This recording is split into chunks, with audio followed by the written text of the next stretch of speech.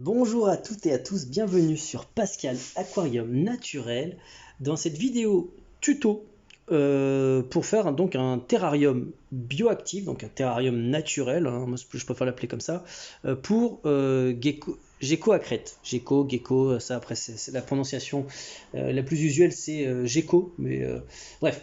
Donc c'est un comment dire, un lézard arboricole. Donc, qui dit arboricole dit qui vit dans des arbres. Donc, d'une manière générale, enfin, ce qui veut, d'une manière générale, oui, il faut assumer le propos. C'est donc un terrarium. Donc, il faudra privilégier des terrariums en hauteur, plutôt haut que long. Mais bon, s'il est long, tant mieux. Mais il faudra aussi qu'il ait une certaine hauteur et privilégier aussi énormément de densité végétale.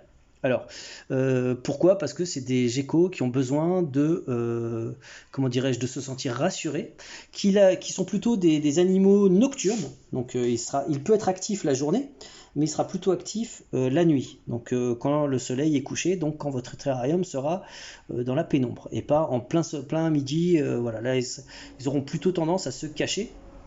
Et donc, c'est des terrariums en fait qui sont, je trouve, assez écologiques. Le gecko à crête alors c'est un lézard qui est très sympathique. Donc je vous renvoie à ma vidéo précédente si vous voulez que je la manipule un peu plus. Là, on est dans des périodes un peu caniculaires. On peut la voir là. Attendez, je vais essayer de vous la montrer. Voilà, elle est là. Hop là, regardez comment. Elle est très très bien portante, mais j'ai pas envie de. Tu vois, elle est là. Tu vois, on peut voir sa tête ici. J'ai clairement pas envie de l'embêter là en fait. Tu vois, je veux juste faire les plantations parce que il faut, tu vois, elle est là, elle va super bien. Elle est très très heureuse, hein, donc j'ai opté pour le nom Patty. Voilà, donc suggéré par une petite fan très gentille, donc voilà, auquel je fais des gros bisous, très très gentil. Et du coup, voilà, donc et il y a pas besoin, c'est des terrariums qui a pas besoin de chauffer. Donc, et d'un entretien très simple en fait. Alors là, moi, si tu veux, j'en fais un terrarium naturel. Donc, si tu veux, je blinde en plantes. Donc, il faudra, voilà, vous n'êtes pas obligé d'acheter des plantes, hein. Par exemple, Patty, là où elle a été adoptée, elle était dans un terrarium où il y avait ces branches-là. D'ailleurs, c'est les branches que la personne m'a donné gentiment. Il y avait que des plantes artificielles et elle était très, très, très, très, très, très, très, très heureuse. Vraiment, il n'y a pas de souci avec ça. Néanmoins, moi, c'est mon côté un peu nature et surtout, j'aime pas les plantes en plastique. Je n'arrive pas à m'y faire, même si elles sont très bien imitées. Moi, pour moi, il faut du vrai, hein. Je préfère une plante vraie un peu moins jolie qu'une plante en plastique resplendissante entre guillemets mais qui est pas vraie. Donc le gecko à crête, donc arboricole, donc plutôt de la hauteur, des points pour qu'il puisse se balader en hauteur, donc des branches, tu vois, tu peux prendre des branches dans la nature, vérifie qu'il n'y ait pas de points un peu coupants évidemment pour pas qu'elle se blesse dessus, pour pas que ton gecko à crête se blesse. Je dis elle, moi je parle pour Patty, mais toi tu peux avoir un gecko à crête mâle. À ce propos, très bien, on ne mélange pas, alors malheureusement c'est un peu embêtant, mais les geckos à crête adultes, faut pas les mettre ensemble. Voilà, tu auras soit un mâle, soit une femelle. La cohabitation, je crois que femelle-femelle, alors mettez-moi en commentaire ce que vous avez pu voir, femelle-femelle ça peut marcher. Mais en tout cas, mâle-femelle, pas trop longtemps. En fait, on les met ensemble, mâle-femelle, pour qu'ils se reproduisent, si tu veux. Parce que le mâle, si tu veux, bah, il va penser qu'à se reproduire et il va pas arrêter de courser la femelle en permanence pour avoir des actes, enfin des reproducteurs avec elle. Et du coup, la femelle, au bout d'un moment, elle est fatiguée. Ça serait l'équivalent pour les poissons des guppies, si tu veux. Mais sauf que là, bah, le guppy, autant si tu lui mets un harem, les femelles elles vont arriver à échapper. Là, le gecko, ça va être compliqué. Et en plus, leur mode de reproduction est assez, comment dirais-je, pas violent, hein, mais c'est des lézards, c'est souvent comme ça, quoi. Donc voilà, bah, le mâle s'accroche à elle, il la lâche pas, et, voilà, il la force un peu, et voilà, donc ça peut, voilà, c'est un peu traumatisant pour la femelle. Alors c'est la nature, hein, mais bon, sauf que dans la nature, la femelle, elle peut partir au bout d'un moment, donc elle se laisse attraper si tu veux, ou elle se fait attraper, et après pour le coït. Mais après, donc, elle peut partir. Donc, et là, dans un terrarium fermé comme ça, c'est pas même aussi grand soit-il, c'est pas possible. On mélange pas mâle et femelle, sauf juste pour la reproduction et pas très longtemps. D'accord. Plus deux femelles à voir. Ça, je vous avoue que là, du coup, c'est une bonne colle. Donc, le terrarium, il n'y a pas besoin de le chauffer. Il y a plusieurs écoles concernant les UV. Certains disent, ouais, mais il en faut, gna gna gna, y compris d'autres youtubeurs qui te disent qu'il faut quand même des UV parce que en Nouvelle-Calédonie, parce que ces geckos à crête là viennent de Nouvelle-Calédonie à la base, hein. Maintenant, ce que tu as comme Patty, c'est pas du tout du gecko à crête que tu trouves dans la nature. Dans la nature, ils ressemblent pas du tout à ça. Ils sont plutôt sobres et tout. Là, toutes les déclinaisons que tu as maintenant, c'est des sélections obtenues, comment dire, via des reproductions avec toutes ces couleurs et tout. T'as pas ça dans la nature, hein. Les geckos à crête naturels, enfin sauvages et clairement différents. C'est des animaux très pacifiques et très doux, hein. Franchement, la probabilité qu'ils te croquent est très très mince. Donc on en prend vraiment soin. L'autre point, c'est qu'ils ont une queue. Donc faut pas les traumatiser. La Patty, vous avez pu voir qu'elle a une queue. D'ailleurs, on la voit là. D'ailleurs, hop, hop là. Cette queue n'est pas nécessaire. C'est ce truc-là que tu vois là. Cette queue n'est pas nécessaire à la vie, donc à son bien-être et à sa vie, étant donné que dans la nature, tous ceux qui ont découvert, enfin tous les scientifiques qui ont découvert des geckos à crête, ils étaient tous démunis de queue, donc ils doivent les perdre dans les bastons ou dans les, je sais pas comment, ou en se reproduisant, j'en sais rien. Mais donc c'est pas nécessaire. Néanmoins, bon, ils ont tendance à les perdre quand ils sont stressés. Donc on voyait un gecko à crête avec sa queue, a priori, c'est qu'il a, en tout cas, il n'a pas subi un stress suffisamment grand pour perdre sa queue. Donc ça c'est un bon point, donc à manipuler avec précaution, parce que si tu le manipules un peu comme un sauvage, il pourra donc perdre sa queue tout simplement, essayer de s'accrocher avec, enfin faire plein, voilà. Donc on évite. Donc là par exemple tu vois là pour la vidéo ça tombe très mal, le truc c'est que là j'ai des plantes, je vais les mettre, et là on est en pleine canicule, donc pour Patty je veux pas la manipuler, j'ai pas envie de la manipuler, désolé, ça pourrait faire beaucoup plus cool en vidéo, ouais et tout, mais bon moi mon but c'est pas non plus voilà, d'en mettre plein la vue au détriment des animaux. Donc je vous la montre, elle est bien là, elle est super heureuse, regarde comment elle est mignonne et tout. Mais j'ai envie de la laisser tranquille. Là, la température, c'est beaucoup trop haut, hein. Quoi, oui, quand je dis que c'est beaucoup trop haut, si tu veux, elle va pas mourir, hein. Rassurez-vous, vos geckos à crête vont pas mourir en période de canicule, mais bon, maintenez-les au frais.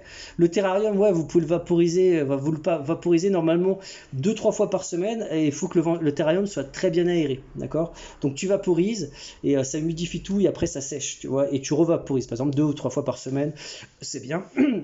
Certains vaporisent plus, tous les jours ou autres. Tu n'es pas obligé d'avoir un système de vaporisation automatique. Si tu as les moyens pour et la place pour, fais-le, fais-toi plaisir. Sinon, c'est pas nécessaire. Moi, j'avoue que pour le moment, en tout cas, c'est un plaisir de venir vaporiser. Ça me permet aussi ça me donne un moment de rendez-vous pour observer, pour voir que tout se passe bien. Donc, bien aéré. Alors, ce terrarium, il est très très bien aéré, contrairement à parce que la vidéo pourrait, enfin, pas contrairement, mais elle pourrait ne pas le montrer. Mais il est aéré sur toute la longueur du bac, sur plusieurs centimètres, hein, tu vois, ça fait ça, si je te mets le doigt, tu vois, ça fait, comment dirais-je, attends, je vais essayer de te montrer clairement, voilà, ça fait, tu vois, donc là, ça fait, je sais pas moi, peut-être 2-3 centimètres de grillage, donc c'est très très bien aéré, en bas, donc prise d'air en bas, et prise d'air en haut aussi. Alors là, on va pas voir, parce que le truc, il est là, caché, désolé, mais là, par contre, sur le dessus, tu as une grosse aération comme ça, peut-être peut-être pas 10 cm, mais 8-10 cm, comme ça, sur toute la longueur du bac. Donc c'est des terrariums très, donc en verre, hein, tout simplement, voilà, et qui sont très très bien aérés. Au niveau de la bouffe, c'est méga simple, hein. Franchement, tu as une bouffe sur le marché. Alors, ouais, c'est ce qu'on appelle ça, tu vois. Alors, je précise, la vidéo n'est pas sponsor, c'est du rapachi. Donc, j'en ferai une vidéo, il y a suffisamment d'informations sur Internet. Disons que si tu nourris ton gecko à crête qu'avec ça, elle sera totalement heureuse, ça remplira tous ses biens, enfin, tout, quoi, voilà. Donc, tous ses besoins, j'allais dire, en vitamines ou en tout nutriment possible, imaginable, calcium et tout. Il y a tout dedans. C'est une sorte de mix, voilà, qui est mix magique, si tu veux, issu d'une longue expérience d'un éleveur aux États-Unis, et qui donc voilà, est totalement opérationnel. Alors moi j'avoue, j'aime pas nourrir qu'avec ça, c'est pour ça que je fais une vidéo, c'est pour ça que j'ai un élevage de blattes, je débute un élevage de blattes pour réveiller un petit peu son côté sauvage. Pareil pour les manipulations, donc je veux qu'on puisse, si tu veux, communiquer avec l'animal, ça c'est clair et net, mais qu'on puisse aussi le laisser tranquille et qu'il puisse garder quand même un instinct un peu sauvage entre guillemets. Donc au niveau de la bouffe, tu peux lui donner des mini fruits, différents types de fruits ou autres. Moi par exemple, je lui donne des fois des bananes très très mûres, tu vois, comme ça elle va pouvoir les manger. Elle mange un petit peu, hein, ouais. Parce que le problème avec la rapachi, c'est nourriture en poudre, c'est qu'ils ont tendance à bouffer que ça, et après ils veulent que ça. Vous savez, dans la nature, comment dire, ça cherche à la facilité, hein. Même notre organisme, hein, voilà. Donc si tu fais, voilà, il va toujours chercher à se prendre le moins possible la tête.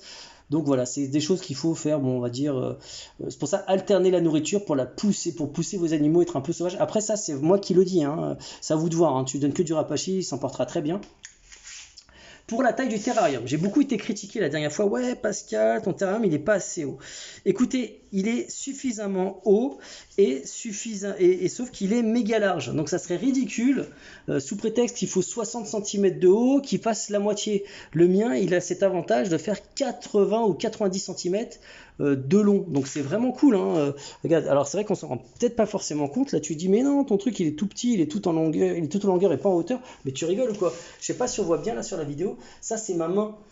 Tu vois, tu peux en mettre beaucoup, des mains comme les miennes, tout le truc. Donc le bac est tout simplement, c'est un grand terrarium, hein. Dans la gamme, c'est quasiment le plus grand, hein. Je crois que tu en as un autre qui est au-dessus, mais celui-là, donc il a ce qu'il faut en hauteur et je dirais peut-être le double de ce qu'il faut en largeur. Je dirais, allez, certains préconisent un 45, 45, 60 de haut. C'est très très bien et d'autres disent plus, mais tu sais, c'est toujours cool ceux qui se disent ouais, attends, il te faut un truc immense et tout. C'est pas forcément vrai, les gars. Franchement, dans la réalité, c'est pas forcément vrai pour que l'animal se sente bien. Ce qui compte, c'est déjà, c'est pas une science exacte.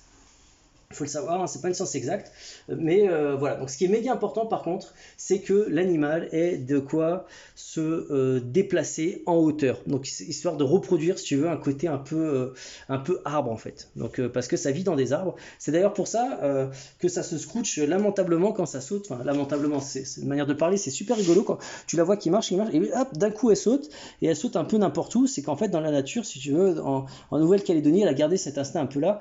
C'est des forêts et des arbres extrêmement denses en végétation et du coup il y a la probabilité qu'elle tombe par terre et mince, si tu veux, en gros elle se jette dans le vide en avant, les bras tendus avec ses petites pattes qui s'accrochent partout, tu vois que c'est, et il y a peu de probabilité qu'elle retombe pas sur une branche ou sur de la verdure. Donc elle n'a pas besoin, si tu veux, ça s'adapte à la nature, hein, l'animal, elle n'a pas besoin de développer si tu veux une précision extrême vu qu'elle retombe toujours entre guillemets sur une branche.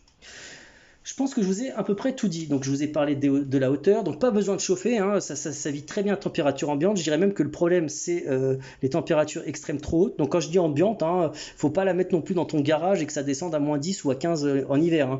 Je dirais que fallait 18-20 degrés, c'est parfait. Et voilà, et après on va dire aller jusqu'à 25.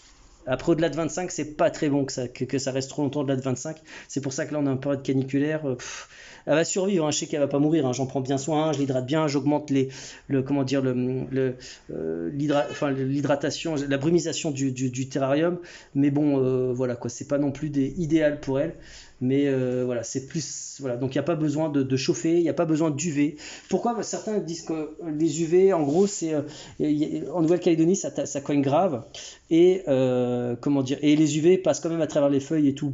Franchement, il n'y a qu'à voir les pros les plus grands qui obtiennent plein de reproductions et tout, et ils mettent pas d'UV et ça se passe super bien vu que l'animal la journée il est planqué et donc il n'y a pas du tout d'UV, c'est pas nécessaire à son bien-être. Par contre au niveau de l'alimentation, oui, il faudra qu'il y ait du calcium et plusieurs éléments qui vont lui permettre d'être bien, quoi, on va dire. Et donc si tu décides de nourrir qu'en naturel, alors je déconseille aussi un petit peu parce que nourrir en naturel, ça enfin, sauf si vraiment tu es franchement un amoureux des geckos à crête et que tu as du temps et de l'argent, ça voudrait dire d'avoir des blattes de très très bonne qualité. Donc des blattes très très bien nourries, parce qu'en fait si tu veux les blattes c'est pas parce que tu as une blatte qu'elle est forcément nourrissante. La blatte si tu veux elle est nourrissante évidemment, mais elle va avoir comment dire les capacités nutritives dont elle-même, enfin en gros si tu lui donnes plein de bonne nourriture et abondante et de qualité, la blatte elle sera aussi elle aussi donc très très nutritive. Et de la même manière tu mets une blatte à côté qui a pas beaucoup mangé ou autre et qui a la même taille, elle sera beaucoup moins nutritive. C'est comme ça. Donc nourrir que en naturel, c'est un peu compliqué. Il faudrait donner des blattes, des ajouts de calcium et tout, plein d'éléments qui seraient difficiles si tu veux à jauger, quoi. Je veux dire, faut vraiment être très attentif et se dire bon là est-ce qu'elle a eu suffisamment de calcium, est-ce qu'elle a eu suffisamment de prot, est-ce qu'elle a eu suffisamment de vitamines et tout, d'oligo-éléments. Donc je pense que je dirais malheureusement ça risque d'être un petit peu compliqué, c'est faisable, hein. Mais voilà, disons que bon, autant utiliser les poudres déjà faites pour ça, quoi.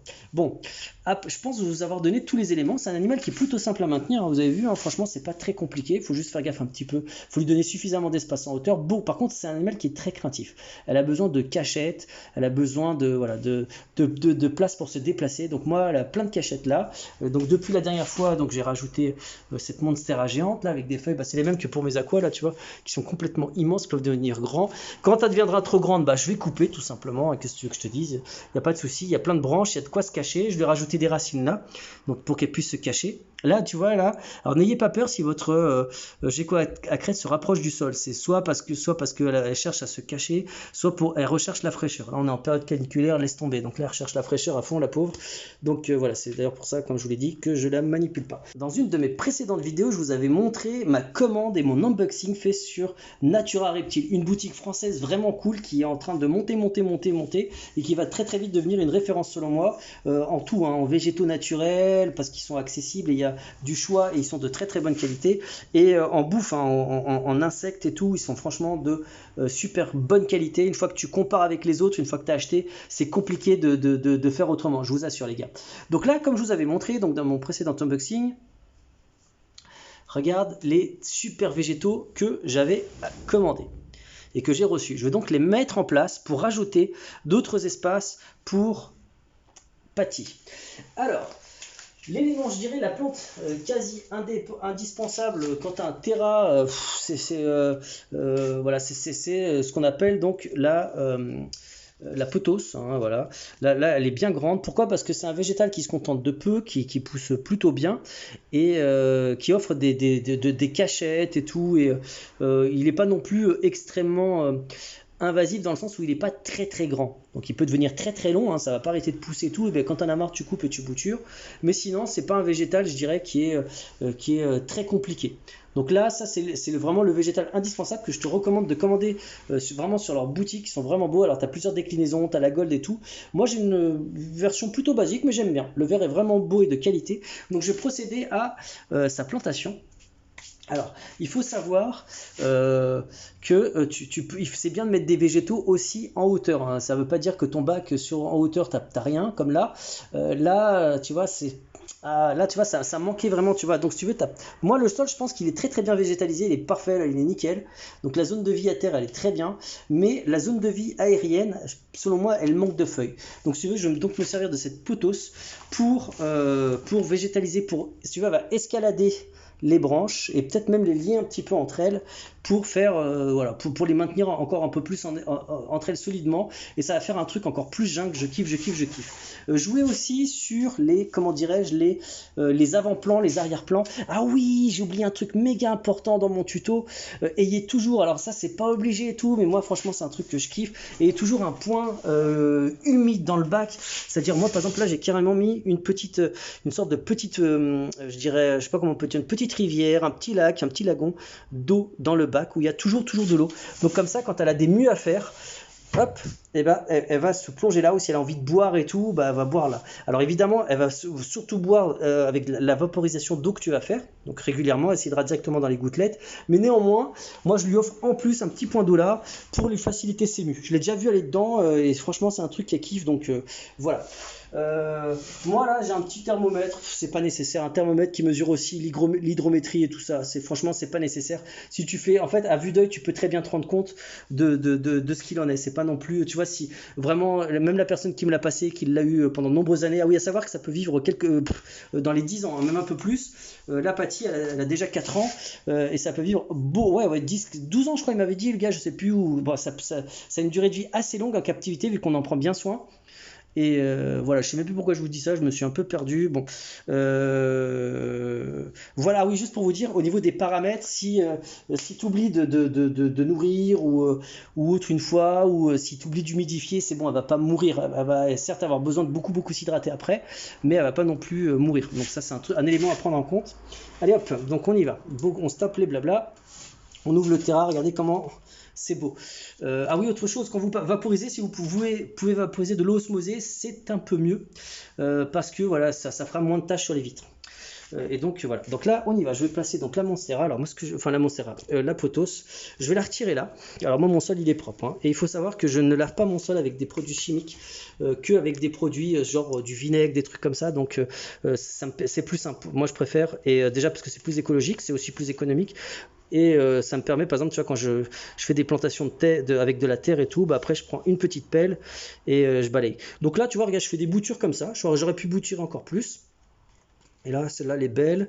Ouais, je prends de la plus grosse, je vais la mettre derrière. Voilà, le but, ça va être de la mettre derrière. Et là, comme ça, j'en ai quelques-unes. Je vais la mettre derrière comme ça. Et hop, je vais essayer de la faire grimper. Allez, c'est parti.